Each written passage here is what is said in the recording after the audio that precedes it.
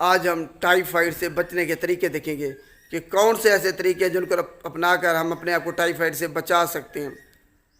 Number ایک، آپ نے اپنے ہاتھوں کو جب بھی کھانا کھانا ہے اپنے ہاتھوں کو اچھی طرح سے دھونا ہے صابن وغیرہ سے۔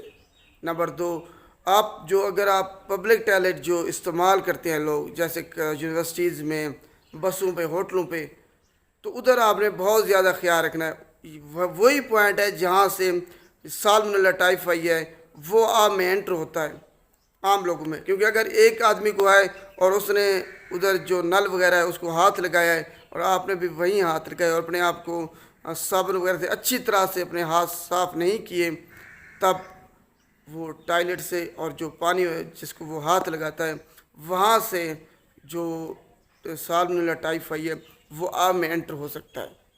تو خاص طور پہ آپ نے خیال رکھنا ہے کہ جو پبلک جگہیں ہیں جہاں پہ آپ ٹوائلٹ پانی وغیرہ استعمال کرتے ہیں، تو وہاں پہ خصوصی طور پر آپ نے اپنے ہاتھوں وغیرہ کو اچھی طریقے سے دھونا ہے۔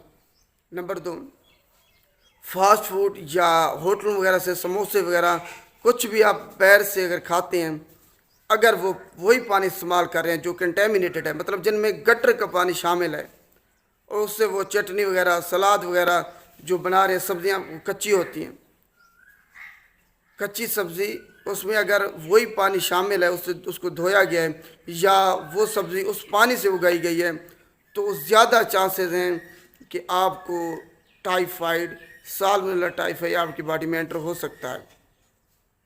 تو خیال کیا کریں کہ جو باہر سے چیزیں ہیں ہوٹلوں وغیرہ سے کم استعمال کیا کریں۔ بنیادی وجہ یہی بن رہی ہے آج کے معاشرے میں کہ آپ باہر سے زیادہ کھانا کھا رہے ہیں، فاسٹ فوڈ کھا رہے ہیں، پیزا وغیرہ، برگر وغیرہ کھا رہے ہیں، جس کی وجہ سے آپ میں ٹائیفائڈ کی بیماری، جو گنجان آباد علاقے جب پانی صاف نہیں ہے وہاں پہ بہت زیادہ تعداد میں یہ بیماری پھیل رہی ہے۔ فاسٹ فوڈ کا استعمال کم کرنا ہے، باہر سے کھانا وغیرہ زیادہ کوشش کریں گھر میں کھائیں۔ اس کے علاوہ اگر جو پبلک ٹوائلٹس وغیرہ جو ہیں وہ اگر آپ نے استعمال کرنے ہیں، تب آپ نے اپنے ہاتھوں کو صابن وغیرہ سے اچھی طرح سے دھونا ہے۔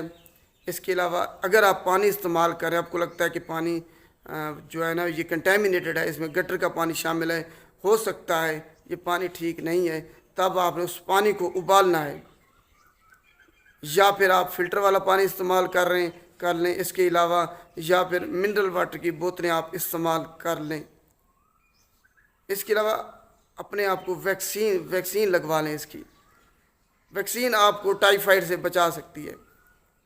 اس کے علاوہ اگر آپ کہیں کسی دوسرے علاقے میں جا رہے ہیں، ایسے علاقے میں جہاں صفائی کا خیال نہیں ہے یا جہاں پہ جو پانی ہے وہ صاف نہیں ہے، تب آپ نے وہاں سے کچھ بھی نہیں کھانا ہے، ریڈی والے سے یا کسی اور انسان سے۔ کوشش کریں کہ اگر باہر والے علاقے میں جو خود پکائیں یا اور صفائی کا خاص طور پر خیال رکھیں۔ ویکسین لگوا کے جائیں اگر ایسے علاقوں میں جا رہے ہیں، قریبی ہسپتال سے رجوع کر کے۔ یہی بنیادی باتیں ہیں کہ جن پر عمل کر کے آپ اپنے آپ کو ٹائیفائڈ سے بچا سکتے ہیں۔ اکثر لوگوں کو علم نہیں ہوتا، ان کو پتہ نہیں ہوتا ٹائیفائڈ پھیلتا کیسے ہے، وہ دوسرے طریقے اپناتے رہتے ہیں جن کی وجہ سے ان کو پراپر معلومات ہی نہیں دی جاتی۔ تو میں نے آپ کو سارا بتا دیا کہ ٹائیفائڈ کیسے پھیلتا ہے، اور یہ 60 سے 65 ڈگری سینٹی گریڈ بھی برداشت کر لیتا ہے، اس کے بعد یہ مرتا ہے۔